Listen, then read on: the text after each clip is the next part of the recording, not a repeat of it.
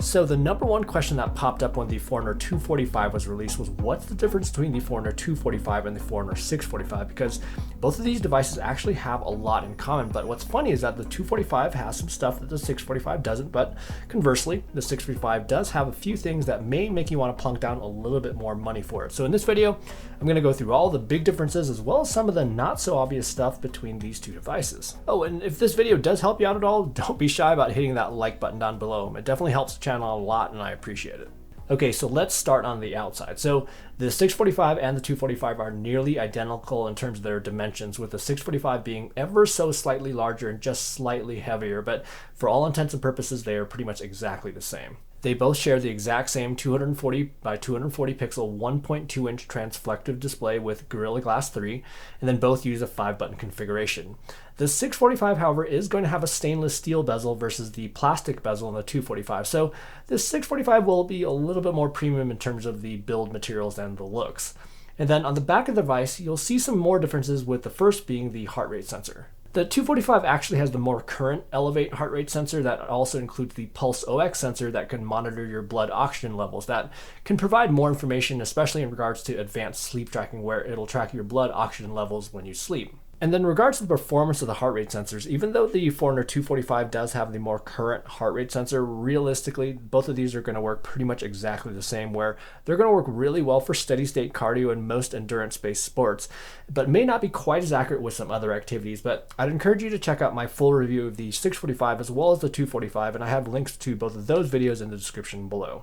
The other big difference you'll see on the back is that the charging port will be different, where the 645 has a charging clip, where the 245 uses a cable that plugs into the back of the device. And this is the same charging cable that Garmin's also using on the Forerunner 45, 935, 945, as well as the Instinct and Phoenix 5 and 5 Plus series of watches. And in regards to battery performance, both of these should perform exactly the same as a smartwatch. So basically not using it for any GPS activities, where you should be able to get about 5 to 7 days out of them. But the big difference is going to be when you're using it in GPS mode. So with the 245, you'll be able to get up to 24 hours in GPS mode, and the 645, you'll only be able to get up to 14. And that mainly has to do with the fact that the 245 and the 645 have different GPS chipsets, where the chipset in the 245 uses much less energy. And then in regards to the actual performance, the 645 may get slightly better GPS tracks, but for all intents and purposes, both of these will perform just fine. Oh, and both of these do have an ultra-track GPS mode, which reduces the GPS sampling rate to extend battery life for longer GPS activities. In regards to the smartwatch features, both of these are going to be identical in regards to notifications, weather, as well as calendar.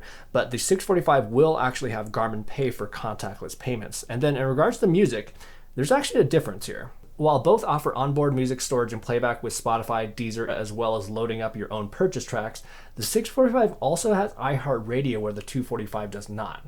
So that's pretty much everything for the smartwatch side of things. So now let's switch over to the fitness side of things. So first off, the Forerunner 245 will have body battery, which kind of gives you an indication of your energy levels throughout the day, where the 645 does not. Both of them do have the ability to use Garmin Coach for personalized training plans, so that's great to see. And then in regards to sport profiles, the 245 has a wide selection of activities that should work for a lot of people, but the 645 has more sport profiles, and a lot of these are because the 645 has a barometric altimeter where the 245 does not. First off, the 645 will be able to track your floors climbed as a daily activity metric, but then it'll also have a floor climb workout profile. Then you'll also get a lot of, funny enough, water-related sport profiles, and that's whether they're either frozen or liquid, where you'll get downhill skiing, which, by the way, I do have a video about how that exactly works, as well as snowboarding, cross-country skiing, stand-up paddleboarding, and outdoor rowing. And although the 245 and 645 have trail running profiles, there will be a difference in terms of the data fields that are available. And again, that's because of that altimeter in the 645. With the 645, you'll be able to see data like an elevation graph over time, as well as your total ascent and descent, glide ratio, and grade. And there's actually more data fields that you can find within the activity profile settings. Oh, and the 645 will also have a data field for vertical speed, again, taking advantage of that altimeter. With the 245, you can see your elevation at that moment in time, but no accumulated elevation data as you're doing the activity. But the elevation data is still calculated after the fact based on GPS data, and it'll still show that in your Garmin Connect after you save your activity. And then while we're talking about sensors, the 645 also does have a gyroscope as well as a thermometer. Now, the gyroscope is designed to deliver more accurate data in regards to some of the swimming features, more accurate rep counting with the strength training activity profile, and I do have a video about that as well, and then more accurate distance and direction calculations when GPS is off. So that's going to be primarily used in the UltraTrack GPS mode. And then in regards to if the 645 actually was more accurate with the swimming and rep counting, honestly, I didn't really see a difference.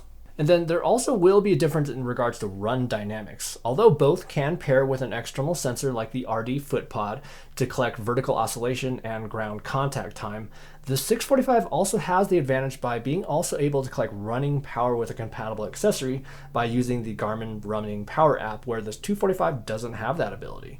And while we're talking about data, the 645 can have up to 19 data screens and the 245 can have up to 10, but this is including the heart rate widget, time, and music widgets that aren't custom data. And we are not done yet. So the 645 can also perform a guided lactate threshold test, and it will automatically estimate your lactate threshold on steady, high-intensity runs when paired with an external heart rate strap. So to perform the guided lactate threshold test, you'll need to go on a handful of runs outside first while paired with an external heart rate strap so it can establish your VO2 max. You'll go into an outdoor running activity profile, then go into the training menu and settings. Then scroll down until you see the guided lactate threshold test, which takes about 20 to 30 minutes, where it has a few different steps to go through. In addition to lactate threshold, the 645 also has the ability to estimate your muscle oxygen levels using a compatible external sensor. Also, you may have noticed that there was an HRV stress profile that was just hanging on to the bottom of the list of activity profiles. And this is designed for athletes to perform an at-the-moment and most likely a lot more accurate HRV measurement, as this does require a chest heart rate strap. And this differs from the stress score widget that is available on both of these watches, where the stress widget just tries to take periodic samples throughout the day when you're reasonably still, as well as doing it on request, and then delivers some nice graphs and is nice to see from an overall wellness standpoint. But with a chest heart rate strap and the HRV stress profile, that'll produce a more accurate result. Another thing that you'll get with the 645 that the 245 doesn't have is going to be Strava live segments. Now, just note that you will have to have a Strava Summit membership or have purchased the analysis pack of premium features on Strava for this feature to work. Oh, and lastly, the 645 did receive a firmware update to add instant detection and get assistance, so both do have that safety and tracking feature. Okay, so that was a lot of info, and I did try to cover everything, but I very well may have missed something. But as you can tell, there's a lot of small nuances between these two devices. The biggest differences between these two devices is that the 645 will have a slightly more premium build, Garmin Pay, as well as the barometric altimeter, which does allow for more sport profiles as well as some additional data points.